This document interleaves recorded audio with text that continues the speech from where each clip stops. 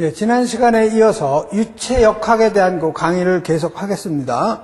제2장에 가면 이제 유체 정력학이 나오죠. 그래서 첫 번째에 보면 그 압력, 우리가 영어로는 프레셔죠. 그래서 우리가 기호로 표기할 때는 프레셔의 약자인 이 P를 갖다가 우리가 기호로 사용하는 거죠.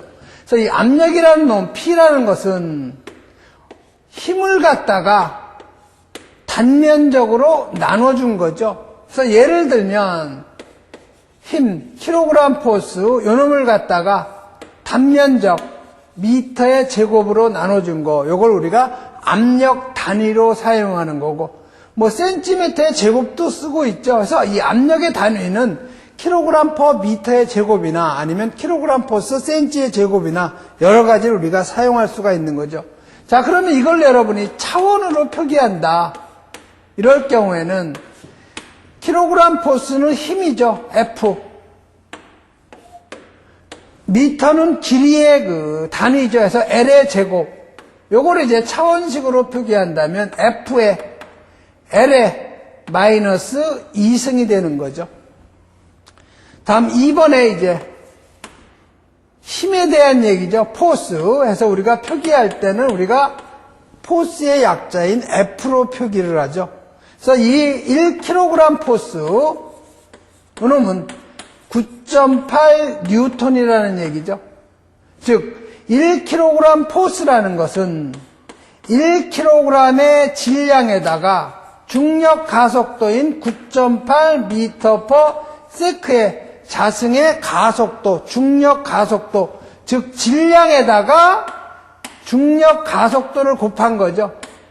그놈이 1kg 포스 해가지고 9.8 뉴턴이니까 9.8 kg 미터 퍼 세크의 제곱과 같은 얘기죠. 그럼 1g 포스라는 것은 980 다인과 같은 거죠. 그럼 1g 포스라는 것은 1g의 질량에다가 중력 가속도가 980 미터 퍼 세크의 제곱이니까 센치 퍼 세크의 제곱이죠. 가속도를 가하는 힘이죠. 결국 질량 m에다가 중력 가속도를 곱한 거죠. 그래서 980 다인이라는 것은 980 그램 센치 퍼 세크의 제곱과 같은 얘기죠. 그러니까 그램 센치 퍼 세크의 제곱이 다인이라는 얘기예요. 그래서 첫 번째에 보면 수평면에 작용하는 힘.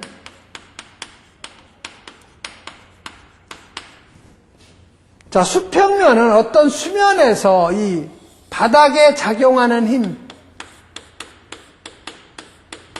이놈을 우리가 F로 표기했을 때, 요 높이를 우리가 H라고 하고, 이 유체의 비중량을 감마라고 했을 때, 아까 우리가 압력이라는 것은 힘을 갖다가 단면적으로 나눈 거니까 결국 힘이라는 놈은 압력에다가 단면적을 곱한 거죠.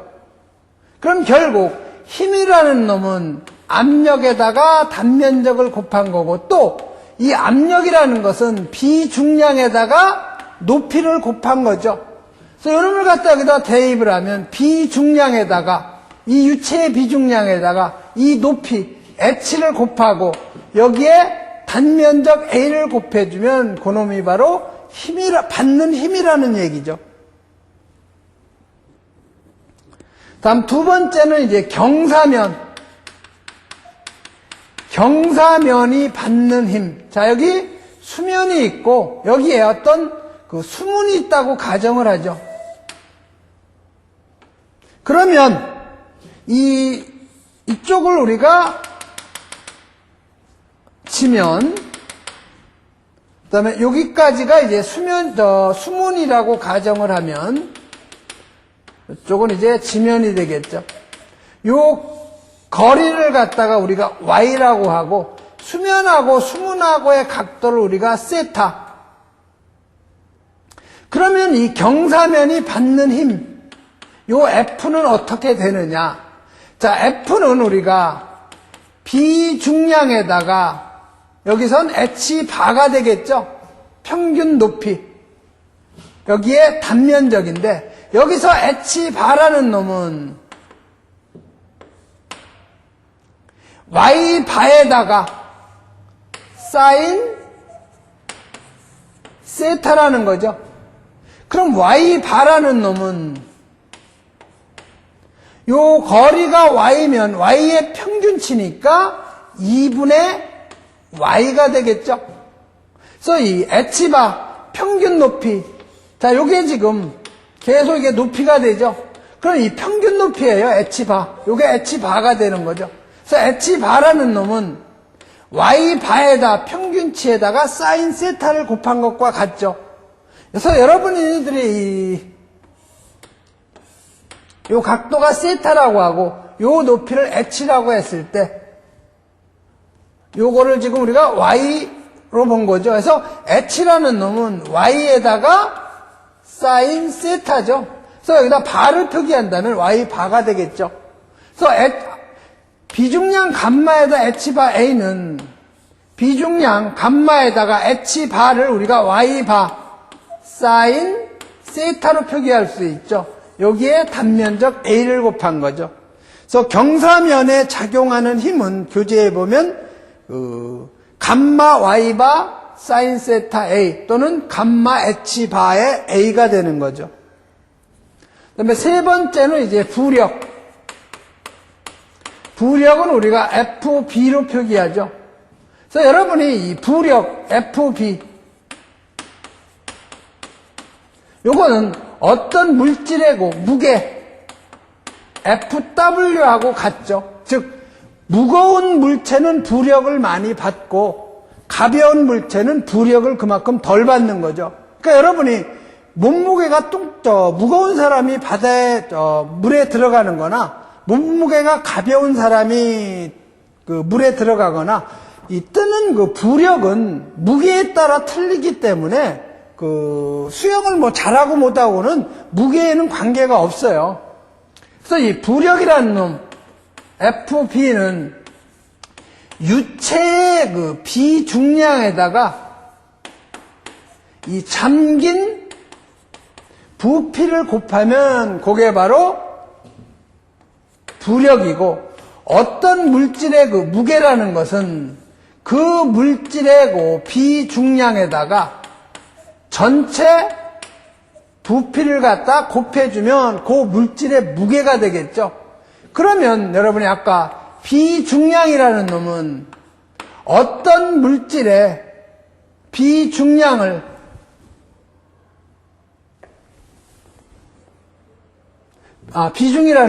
비중이라는 놈은 어떤 물질의 비중량 값을 물의 비중량으로 나눈 것을 우리가 비중이라고 그랬죠.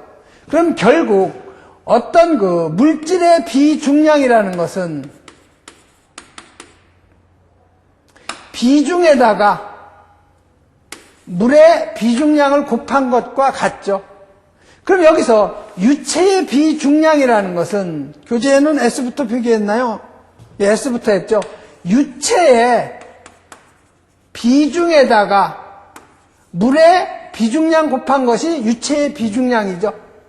요놈이 바로 유체의 비중량 값이죠.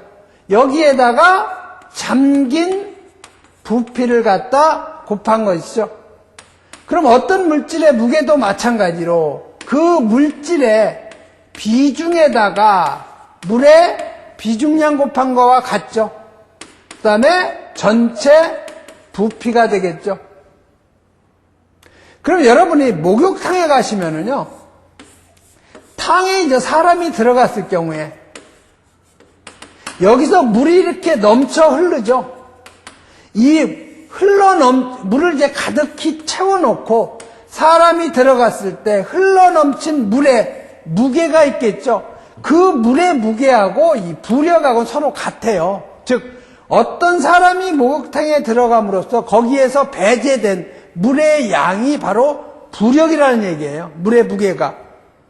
그래서 이 부력하고 물체의 무게는 같다. 요걸 여러분이 유념해 주시면 되고, 다음 4번은 이제 최적 탄성계수.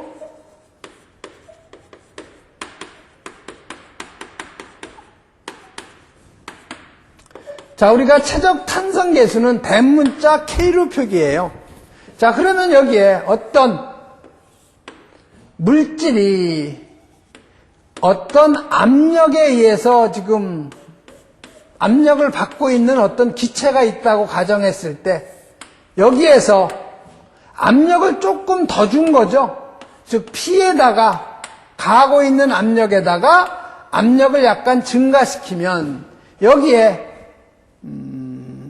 질량 우리가 M으로 표기하고 이때 부피를 V, 밀도를 Rho로 표기했을 때 자, 압력을 좀 더 가했을 때 질량은 변함이 없죠. 그대로죠. 그 다음에 부피는 줄어들었겠죠. 얼마만큼요? 요만큼 부피가 줄어들었겠죠. 이걸 우리가 델타 V라고 했을 때 부피는 V 마이너스 델타 V가 되겠죠. 즉 부피가 이렇게 줄어드는 거죠. 그럼 밀도는 어떻게 되겠어요? 자, 밀도라는 것은 여러분이 단위가 킬로그램 퍼 세제곱이죠. 여기 보시면 부피가 이만큼 줄어들었죠? 이만큼. 부피가 이만큼 줄어들었으니까, 요놈이 줄어들었으니까 질량값은 커지겠죠. 아니, 질량값은 변함이 없고 부피가 줄어드니까 밀도값은 커지겠죠. 그래서 밀도의 값은 로 플러스 델타 로가 되겠죠. 즉 밀도는 증가가 되고 부피는 감소가 되고 질량은 변함이 없는 거죠. 그래서 우리가 최적 탄성계수 K를 표기할 때는 마이너스 델타 P를 갖다가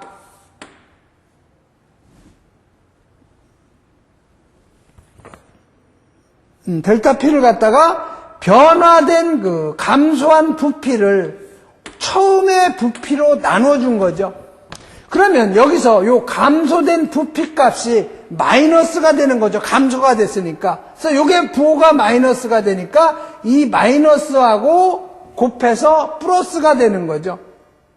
그럼 이거를 밀도로 표기한다면은 증가된 압력을 갖다가 증가된 밀도값을 원래 밀도값으로 나눠준 게 요게 바로 최적 탄성 계수죠. 그러니까 요 델타 V로 표기하면 부호가 마이너스가 들어가야 되고 이 증가된 밀도값으로 표기하면 부호가 그대로 플러스가 되기 때문에 여기에 부호를 표기하지 않은 거죠.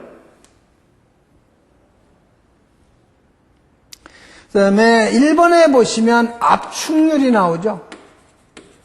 그래서 이 압축률을 우리가 베타로 표기하는데 베타 압축률은 최적 탄성계수의 역수가 되는 거죠.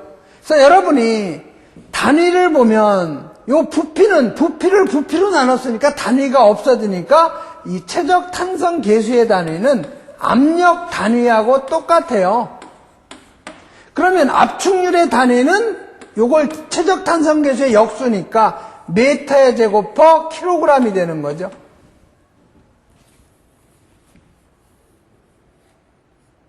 그 다음에 두 번째에 가시면 이 등온 변화. 즉, 온도가 일정한 상태에서의 그 변화일 때 최적 탄성계수는 압력과 같은 거고, 세 번째는 단열 변화죠. 열을 가하지 않고 열의 출입이 없이 단열 변화시켰을 때 이 최적 탄성계수 K는 비열 B에다가 압력을 곱한 것과 같다. 네 번째는 이 비열 B인데 비열 B라는 것은 정합 비열을 갖다가 정적 비열로 나눠준 거. 이걸 우리가 비열 B인데 이 비열 B는 항상 1보다 크다는 거죠. 다음 5번은 이제 파스칼의 원리로 가죠.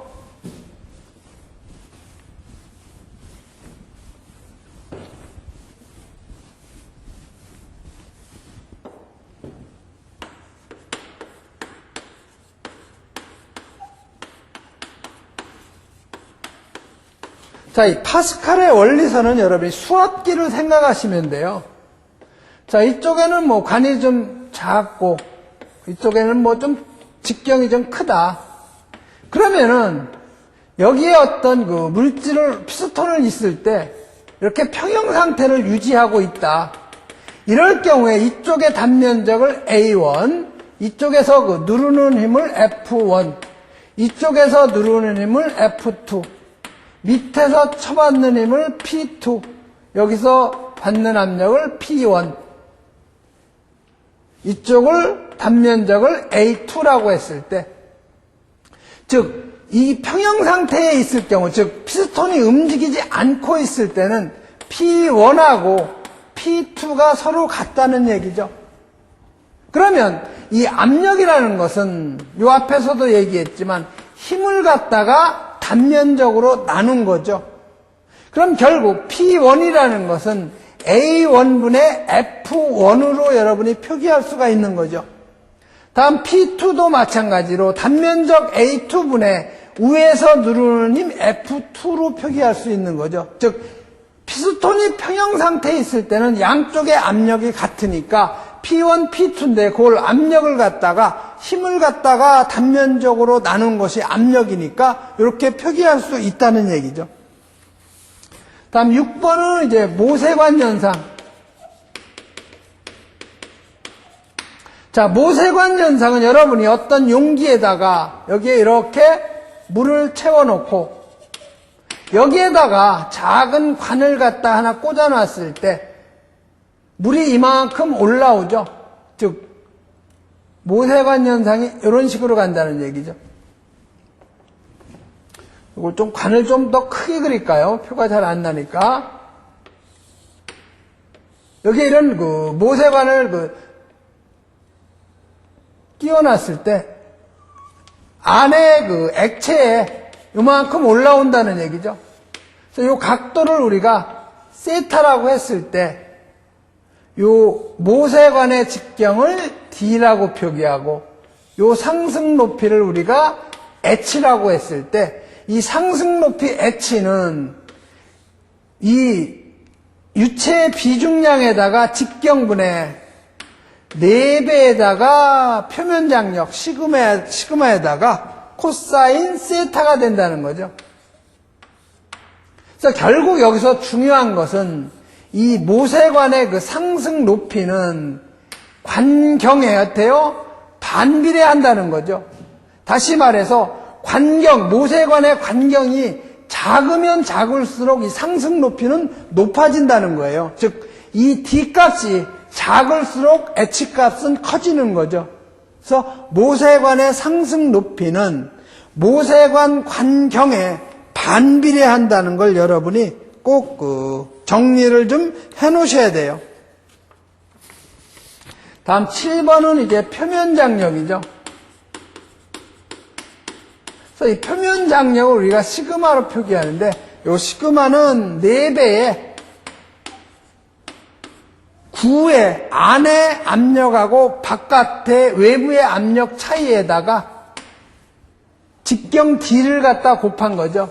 그래서 어떤 물이 있으면은 요 직경을 갖다가 물방울이 있으면 직경을 D로 하고 요 물방울 안하고 바깥의 압력 차이를 델타 P로 했을 때 표면 장력 값을 구하는 공식이죠. 다음 8번은 이제 보일의 법칙. 자, 보일의 법칙에서 꼭 여러분이 알아둬야 될 것은 기호예요, 기호. 자, 압력을 우리가 영어로 프레셔라고 하죠. 그래서 우리가 압력을 표기할 때는 P로 표기하고 부피는 영어로 볼륨이에요. 그래서 우리가 V로 표기하고 그 다음에 온도는 템퍼레처죠. 그래서 이걸 우리가 T로 표기하죠. 그러니까 P는 압력, V는 부피, T는 절대온도. 절대온도라는 것은 273에다가 섭씨 온도를 갖다 더해서 단위는 우리가 K로 표기하고 있는 거죠. 그래서 이 보일의 법칙은 P1, V1은 P2, V2죠. 그래서 여기서 보시면 어느 하나가 빠졌죠. T가 없는 거죠. 그러니까 이 온도가 다시 말해서 온도가 변하지 않을 때 경우에는 일정량의 기체가 차지하는 부피는 이 압력은 절대 압력이에요. 절대압에 반비례한다.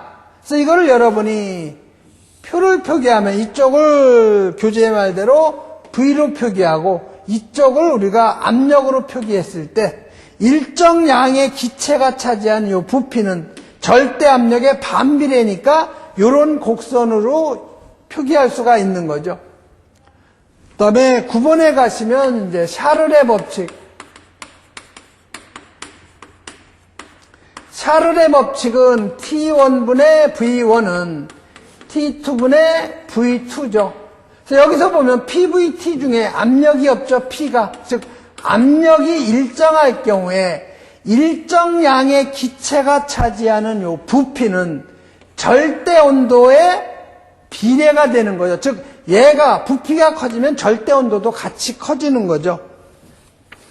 그래서 샤를의 법칙은 압력이 일정할 때 일정량의 기체가 차지하는 부피는 절대 온도에 비례가 되는 거죠. 그래서 이거를 여러분이 그래프로 나타내면 세로를 갖다 V, 가로를 갖다 T로 했을 때 이건 비례 관계니까 원점을 지나는 직선이 되겠죠. 그 다음에 10번은 보일 샤를의 법칙이죠. 그래서 이거는 온도, 압력, 부피에 대한 모든 관계예요. 그래서 T1분의 P1, V1은 T2분의 P2, V2가 되죠.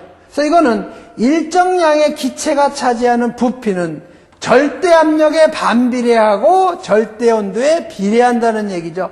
그래서 이걸 마찬가지로 그래프로 나타낸다면 세로를 갖다가 압력 곱하기 부피, 가로를 갖다가 절대온도로 했을 때 이 PV는 T하고 서로 비례관계죠. 즉 원점을 지나는 직선이 되겠죠.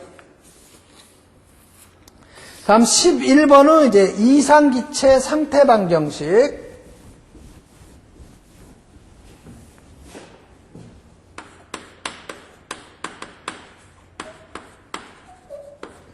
자, 이상기체 상태 방정식에서 첫 번째 이상기체 또는 완전기체, 퍼펙트 가스 해가지고 같은 얘기죠. 그래서 이상기체는 실제로 지구상에는 존재할 수 없는 기체인데 어떤 법칙이나 정리를 갖다가 완성하기 위해서 가상적인 기체예요. 그래서 실제로는 존재할 수 없는 기체이며 분자 상호 간의 인력도 무시되고 부피도 무시되는 그런 완전 탄성체로 가정한 기체. 그래서 이상기체 또는 완전기체의 성질은 첫 번째가 이 보일이나 샤를의 법칙을 만족을 시키고 두 번째는 이 아보가드로 법칙을 갖다가 만족하는 그러한 기체.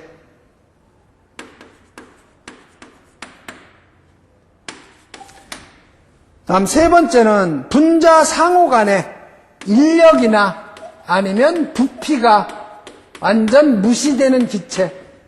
그다음에 네 번째는 최적과 무관하고 오직 온도에 의해서만 결정이 되고, 그다음에 다섯 번째는 비열비는 온도와 무관하며 일정. 다음 여섯 번째는 완전 탄성체로 가정했을 때 이런 기체가 이상기체라는 거. 두 번째는 이상기체 상태 방정식. PV는 M분의 WRT. M분의 W라는 것은 몰이죠. 그래서 몰을 우리가 N으로 표기하니까 nRT. 여기서 단위를 여러분이 꼭 암기를 좀 해놓으시는 게 좋은데, P는 일반적으로 ATM, 기압을 많이 쓰고, 부피는 세제곱을 많이 쓰고, W는 킬로그램, M은 분자량, R은 기체상수 0.082, atm 세제곱 퍼 킬로그램 몰 K가 되죠. 그 다음에 T는 이제 절대 온도니까 273에다가 섭씨 온도를 더해가지고 단위는 뭐가 돼요? 켈빈 온도인 K가 된다는 얘기. 그래서 그 참고해 보면 기체상수의 값이 atm 리터도 나오죠. 요걸 그 CGS 단위로 하면 0.082 atm 세제곱을 1000분의 1로 하면 리터가 되죠.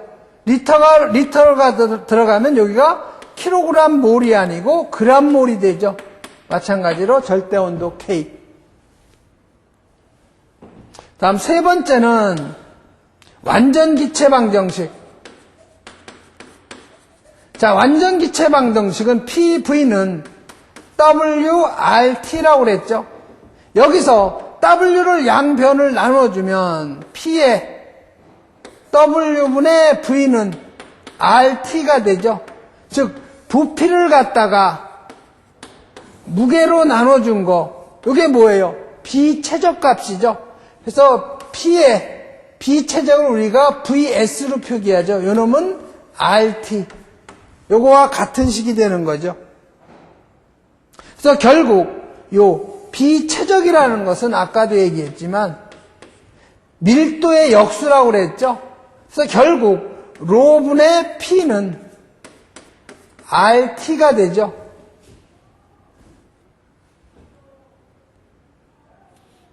그 다음에 기체상수 R은 여기서 M분의 848인데 여기 단위가 킬로그램 포스 미터 퍼 킬로그램 몰 켈빈 온도인 K가 되죠. 그러니까 여기 분자량에 따라 가지고 요 킬로그램 몰이 킬로그램으로 바뀌는 거죠.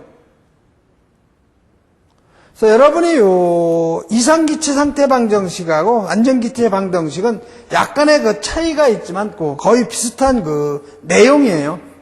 예, 이렇게 해서 그 유체 그 정역학에 대한 그 강의를 마치고 잠시 쉬었다가 강의를 계속 진행하겠습니다.